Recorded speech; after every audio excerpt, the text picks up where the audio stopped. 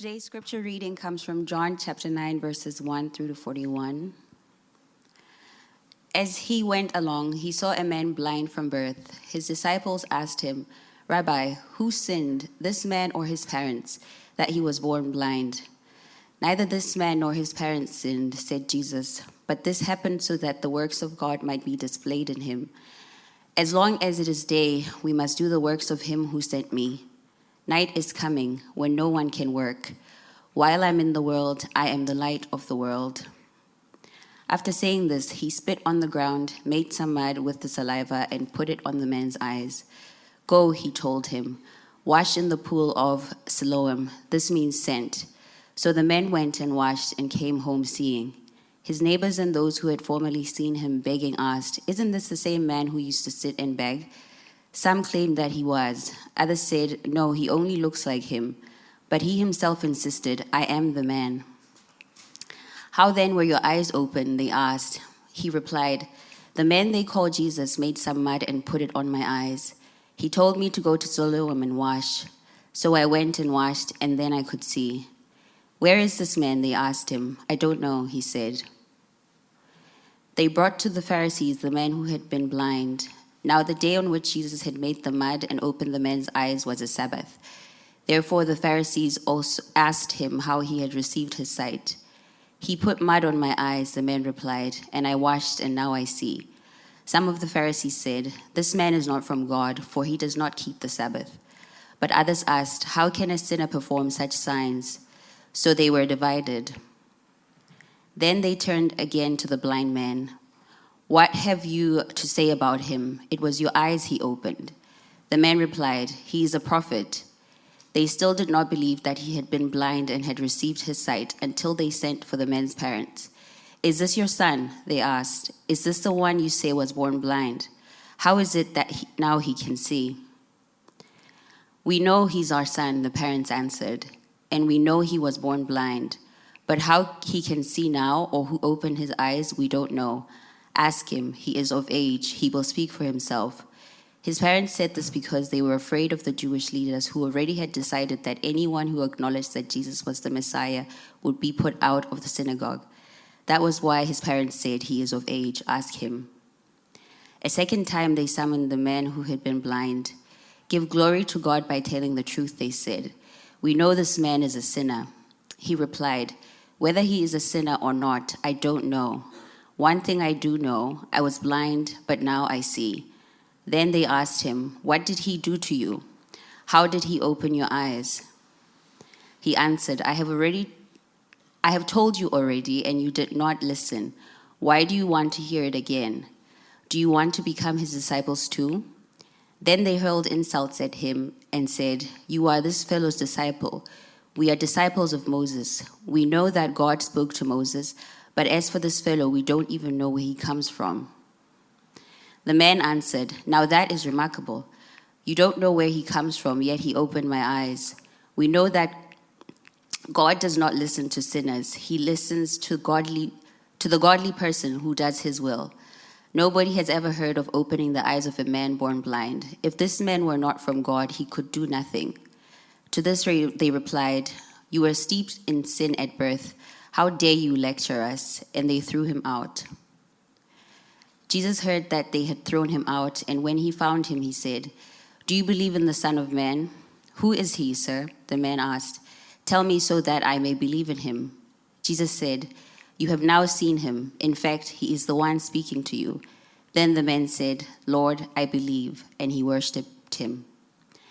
Jesus said, "For judgment I have come into this world, so that the blind will see, and those who see will become blind." Some Pharisees who were with him heard him say this and asked, "What? Are we blind too?" Jesus said, "If you were blind, you would not be guilty of sin. But now that you claim you can see, your guilt remains." The word of the Lord. Thanks be to God. Amen. You may be seated, everyone. Hey, over the last few weeks, we've actually been in this message series in the Gospel of John. And one of the things that we've been talking about is how the Gospel of John is this historical account of the person of Jesus, who in the beginning of the Gospel of John, it talks about how God became flesh and dwelt among us. So if you just imagine the miracle of that, even if you're not a Christian here, just imagine that. This is what Christians believe, that God took on flesh and Jesus is his name. And Jesus is the one who takes on flesh and he walks among us and he dwells among us. That the God of the universe has actually come close to us. Now, we've been exploring these different themes in the life of Jesus, about how Jesus comes and he encounters people in these significant ways. And the invitation that we've been talking about week in and week out is this invitation. What does it mean for us to go from just knowing about Jesus to actually encountering Jesus, encountering the living God and having that end up changing our lives completely. Now, in the story that was just read, it's a story of this man who, it's very unique because Jesus is someone who is a miracle worker, and history tells us, even extra biblical sources tell us that Jesus was known as a miracle worker. In fact, there are several accounts of people who are blind who are able to be healed by Jesus. So story after story of Jesus not only healing the lame and healing the sick, but also opening the eyes of the blind. Now, there's something unique, though, about this blind man. Look at what it says here in the Gospel of John. It says, as he went along, he saw a man blind from birth. Now, this is the uniqueness of this story. You see, there's other blind people that Jesus has healed before. In fact, there's one account where Jesus heals someone who's blind, and he says, what do you see? And he says, I see what looks like trees. Now, how does he know what trees look like? It's because this person was someone who probably was born with sight, but at some point in his life, he lost his vision, and that's why he's able to recount and say like that, see something that looks like trees.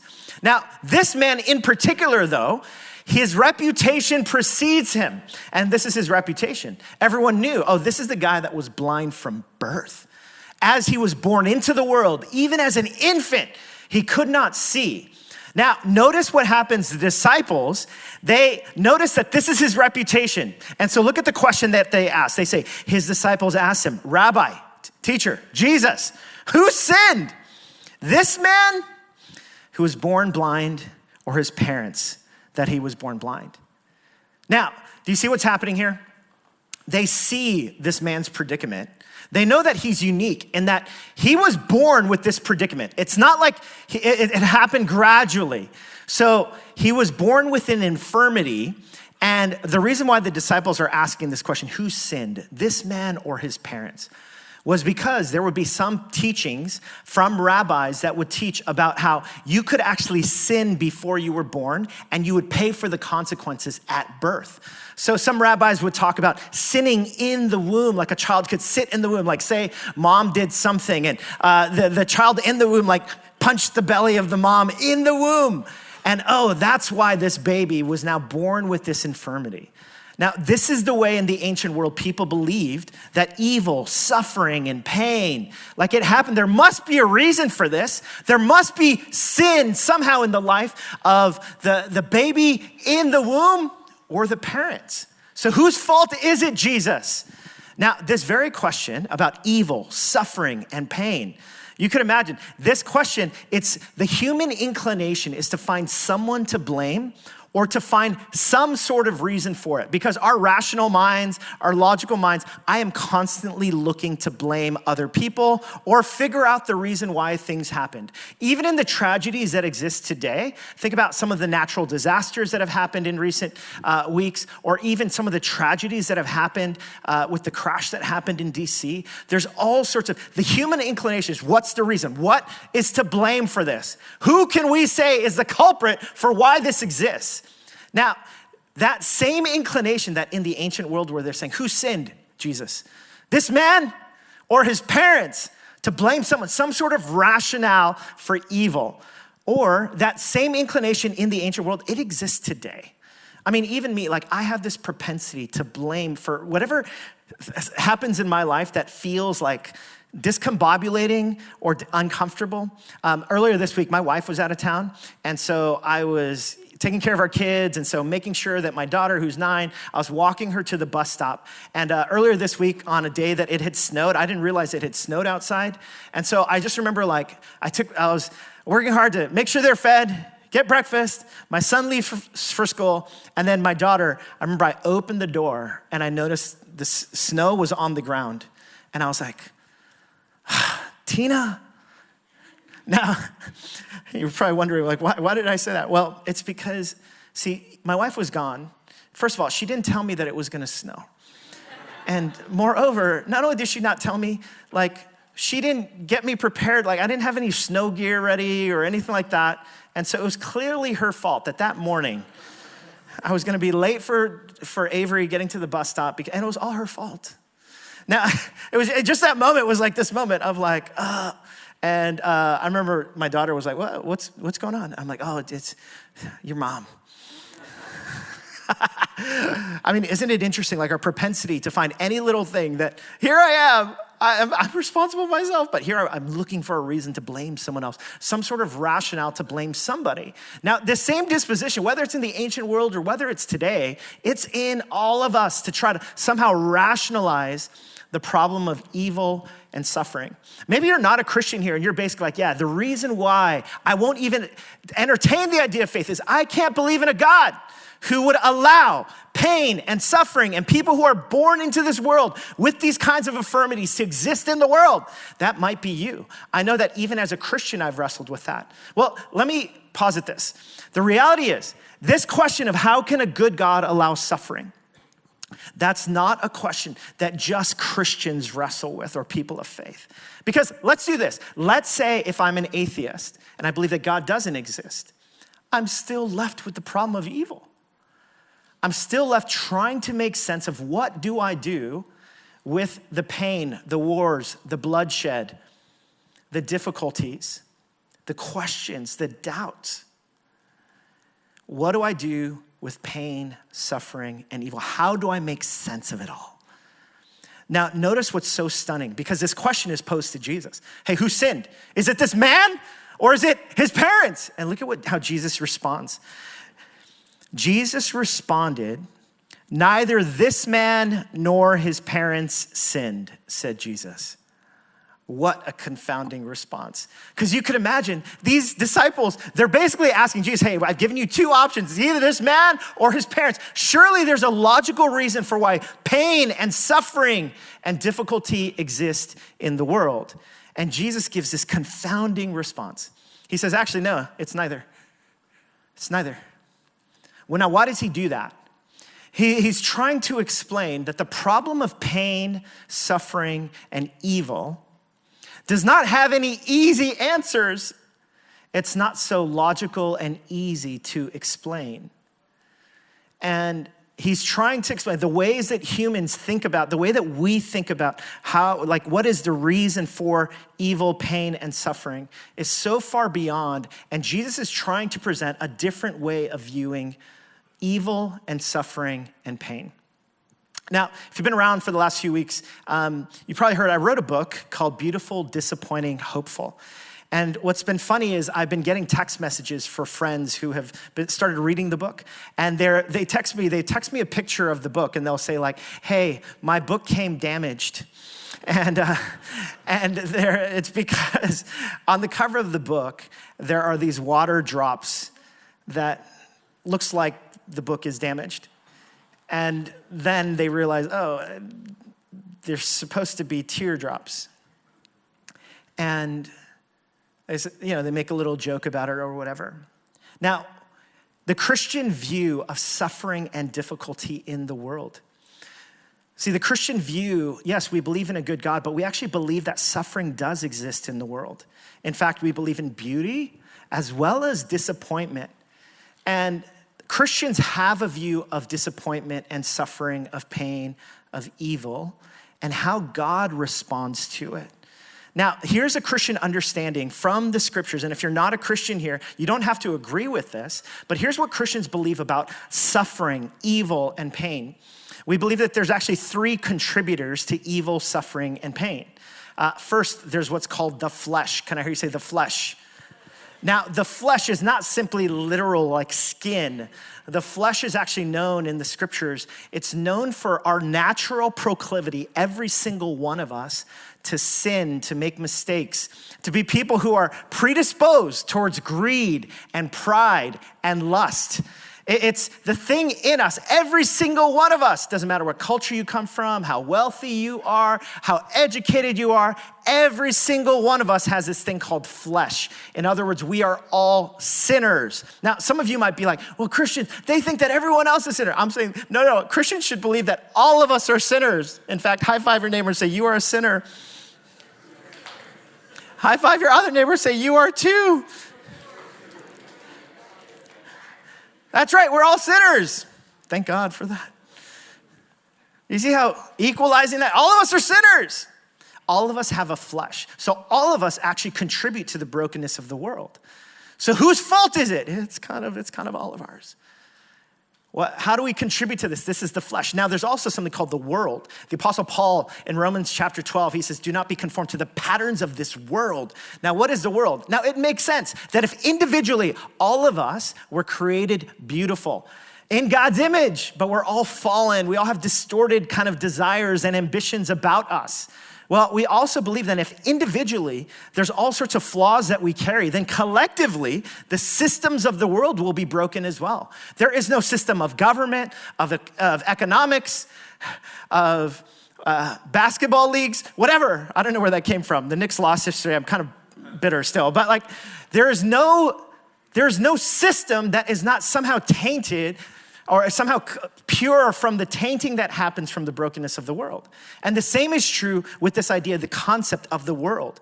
If individually each of us are broken, we contribute to the brokenness of the world, so are the systems of the world. Now, some systems are better than others, of course, but there's disappointment wherever we see it. Now, here's the thing. Christians also believe that there's this third part, the Satan or the adversary, the spiritual realm where there is an enemy, a liar, some sort of supernatural force that also contributes to the brokenness of the world. Now, I realize some of you are like, I'm a sophisticated New Yorker.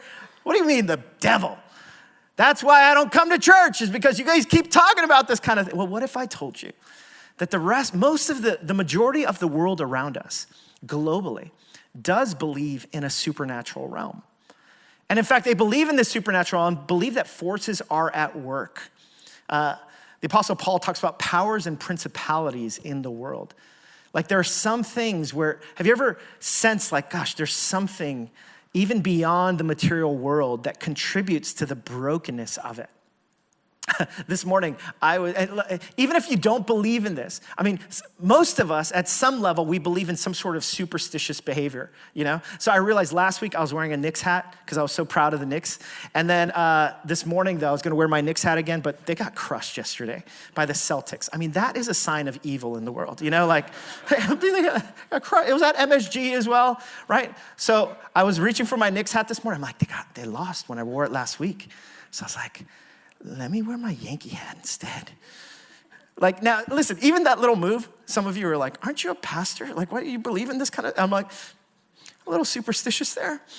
I mean, even superstitions and the way that we think about that. Now, here's what Christians believe, that these three different dimensions, both the flesh, the world, and Satan and the spiritual realities of darkness all exist, and those things contribute to the pain, suffering, and evil in the world.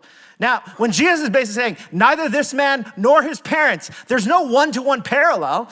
Why? Because the biblical worldview actually takes into account that there's a conflation of all these realities when it comes to evil and suffering and pain. Now, my mentor would often talk about two different categories when it comes to pain. The first category is this category of dirty pain. Can I hear you say dirty pain? Now, dirty pain that exists in the world, this is a category that just simply means there's a pain that exists in the world that honestly, it's because of poor decisions that we've made. Now, this is the kind of pain where I'm like, oh my goodness, the devil is attacking my health. I can't believe it, the devil. And it's like, well, I've been eating, fried chicken and pizza every single day, every single meal. And here I am, I'm blaming the devil for my high cholesterol. And my wife's like, maybe it's you. Maybe it's like your diet. Maybe you should try to eat like an apple or something sometime, right? Like now, do you see how it's not a one-to-one parallel, but like dirty pain though there's this principle that Christians believe is that you reap what you sow. And so some of us, maybe you've come in today and maybe as you're wrestling with the problem of pain or suffering or evil, maybe there's a relational breakdown. Maybe there's something happening in your workplace. Maybe there's a health issue, and some of it is dirty pain. It's like, I need to take responsibility for this. That's why there's this a view of confession and repentance. There's a grief that we're supposed to carry. We're supposed to be people who end up realizing and taking responsibility for our own pain, for the ways that we've contributed to the brokenness of the world. Now, there's a second category of pain, and that second category is clean pain. Now, what is clean pain? And this is one of the most frustrating things. On one hand, clean pain is like, okay, I did not contribute to this. But clean pain is a kind of pain where maybe I've done everything right. I've followed God to the fullest. I've been generous with my time, energy, financial resources. I've walked with integrity. And still tragedy hurts my family. I get that medical diagnosis. Something happens to me where it just feels so unfair. This category of clean pain exists in the world, and it exists for all of us. Now, the biblical worldview is actually both of these types of pain, whether it's dirty pain or clean pain, exists for everyone. There's a part of me that wants to say like, oh, well, as a Christian, surely there would be no clean pain. And yet what's so stunning is that so many stories of people, even though they're following God, will experience this kind of pain, or dirty pain and clean pain. So what do we do with this? What do we do when any kind of pain or suffering or evil exists, or we're confronted with it in our own personal lives or in the world around us? Well, notice how Jesus responds. Jesus responds, and look at what happens. He says, neither this man nor his parents sinned, but this happened so that the works of God might be displayed in him. What? So Jesus says, listen, it's not so easy to explain suffering and pain and evil. But this is what Jesus says. He says, but this moment, instead of looking for someone to blame, instead of looking for who is the culprit here, he says, look at this suffering and pain and see it as an opportunity for God to work. He says, instead of trying to understand or rationalize evil, pain, and suffering, see this as an opportunity for God to work in the worst of circumstances. Now, isn't that stunning? And this is when Jesus goes on and he heals the man who's born blind in this incredible miracle that's much more stunning and powerful than any magician, is that he heals someone who was born blind. In other words, Jesus basically says, so many of us, we can pontificate about where evil and suffering comes from, but he basically says each moment of evil, suffering, and pain that exists is an opportunity for the work of God to be displayed. And what does it look like for each one of us then? To be a people that whenever we're confronted in our own personal lives, or in the city, or in our neighborhood, or amongst our workplaces or schools, what does it look like for us the way that we approach evil and suffering? Yes, there are all sorts of things that contribute to the pain, evil, and suffering that exists in the world, but what would it look like for each one of us to actually become a people who, when there is evil and suffering among us, there's actually an invitation to ask God, what is the way in which you want to work so that your work can be displayed in this situation? Now, there's a phrase that's often used, especially around national tragedies that have happened, and oftentimes this phrase often gets mocked. And the reason why it's mocked is because so many folks, whether it's politicians or others, can use this phrase in the midst of national tragedies. And honestly, this is a go-to phrase for pastors as well. So I'm a culprit for using this phrase quite a bit. And this is the phrase. It's whenever something tragic happens, I want to give you my thoughts and prayers. Thoughts and prayers for you all. Thoughts and prayers for those who are suffering right now. Thoughts and prayers for you. Now, I recognize some of you all, you're gonna see me in the hallway, you're gonna tell me about something that's happening in your life. I'll be like, thoughts and prayers. And you'll be like, you did it. Forgive me. I'm just gonna say I'm praying for you. Now, the reason why this phrase has come under fire and criticism, oftentimes, especially in the national consciousness politically, is because oftentimes there's this belief or feeling that is that really all we're gonna offer is thoughts and prayers? Now, on one hand, thoughts and prayers are an invitation for every single one of us. And we believe that prayer moves. Every single week, we're offering prayer because we believe that God will work in our prayers, our invisible but earnest prayers before God. We believe and we want to pray for God to move and to heal and to intercede and to intervene in this physical world in a spiritual way. But there's this book that I read a few years ago that I found so compelling. It's by Shane Claiborne and Jonathan Wilson Hargrave. And I love, the title says it all. The title is Becoming the Answer to Our Prayers. And one of the things that these guys write is they write about how, yes, we are to be a people who offer thoughts and prayers, but we also pray this prayer: God, teach us and mobilize us to become the answer to our prayers. When we pray for our lonely friends and neighbors, teach us to become the answer to our prayers. Help us to be people who will reach out with an encouraging word or a generous touch, whatever it might look like. When we pray for some of the tragedies that happen around the world, help us to be moved towards generosity and whatever that might look like. Help us to become the answer to our prayers. See, when Jesus is confronted with this question, who sinned, this man or his parents? And Jesus is basically like, hey, listen, neither of them did. But this is an opportunity for the work of God to be displayed. It's actually an invitation that for us, we grieve with those who are grieving, but it's an opportunity for us to become the answer to our prayers. Now, I recognize some of you might be like, listen, I'm overwhelmed right now. Like, I'm working multiple jobs, doing the New York hustle thing. Or you might be like, I'm a young parent. I'm just trying to keep the baby alive, like whatever it might be. Some of us are so overwhelmed. The reality is, in a room like this, not all of us aren't called to be Jesus, the Messiah who saves the world. We're simply called, wherever God might have us in this moment, to think about, well, the prayers that you do offer, what can you do? What can you do to almost reframe your approach to the world and your approach to pain and evil and suffering, and to be someone who then walks into this invitation, this divine invitation to become the answer to your prayers?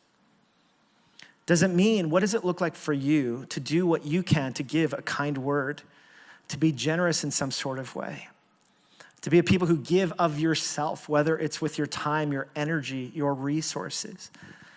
You don't have to save everyone. You're not God. But each one of us can do something. What does it look like for us so that the works of God might be displayed? Now, you know what's so infuriating about this story, though? Because, like I said, Jesus actually, he does intervene. The work of God is about to be displayed in this man's life. He heals the man who's born blind. This miracle happens. And could you imagine, like, this person wins the lottery for getting healed by Jesus in this incredible way. Like, he's able to see all of a sudden, and then people start asking this guy, who is this man? What happened? And this man is just telling his story. Listen, I don't even know who this cat is. He just came to me, told me to wash in the pool after rubbing stuff on my eyes, and now I can see. And then people are starting to doubt him. They're like, wait a minute, are you the man? And he's like, yes, I'm that guy. And then they're like, ask his parents. And then he's like, listen, Mom, Dad, it's me. And then he goes to the Pharisees. The Pharisees are like, are you sure this happened? Now, they're doubting this work because it's such a profound miracle. But they're also doubting Jesus. And this man is basically like, he gets into this argument with the Pharisees. The Pharisees are like, listen, we don't know who this Jesus person is. We're kind of suspicious of him. We're not sure if he can really do this. And this guy who's blind, he's like, listen, I don't know who this cat is. And Jesus, he's this fellow. He just told me to like wash. How many stories have you heard of someone who can do a miracle like that? I just won the lottery.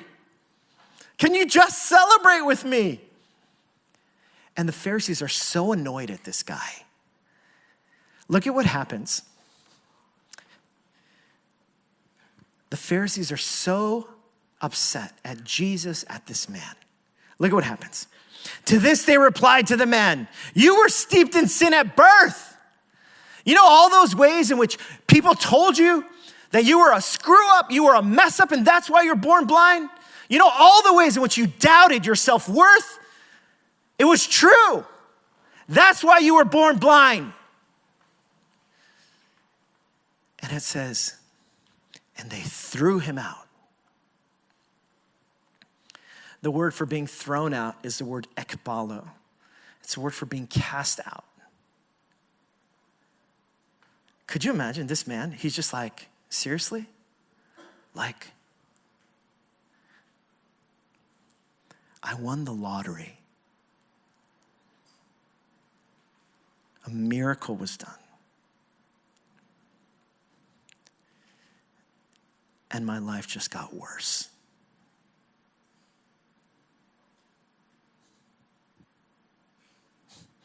I mean, isn't this the problem of pain and suffering? The problem of pain and suffering and evil is that even when that pain and suffering, even when a miracle is done to assuage or to heal that pain or suffering, there's more pain and suffering on the other side. Have any of you been in this kind of situation? Yes, you've experienced a deliverance, a healing, that raise, that promotion, that miracle of health or whatever it was. But you keep bumping into these moments where it's just like, now, here this man is. He's won the lottery. And oftentimes this is what we think of the spiritual life. This is what Christianity is about. It's you get a miracle and then all of a sudden you stumble into health and wealth and prosperity. And here this man is, he's just like, listen, this is not health, wealth, and prosperity. I just got healed and now I've been thrown out. And my life has gotten worse. And again, we're confronted with this question. What do we do with pain and suffering and evil?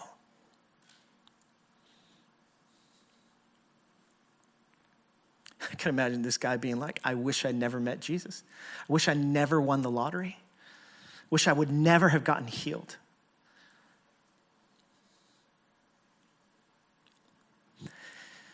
But look at what happens. It says, Jesus heard that they had thrown him out, that they had cast him out like they cast out a demon. And when Jesus heard that they had thrown him out, he went and he found him.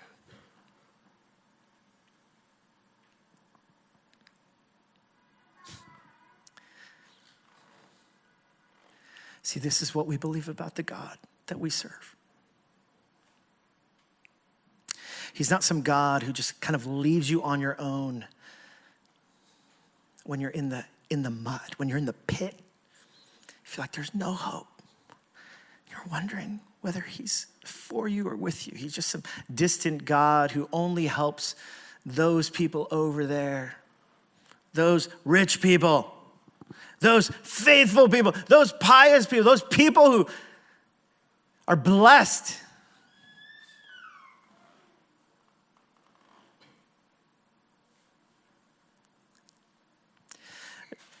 Instead, Jesus shows us that if you have ever felt ekbalo, cast out in the world, he's going to come and find you.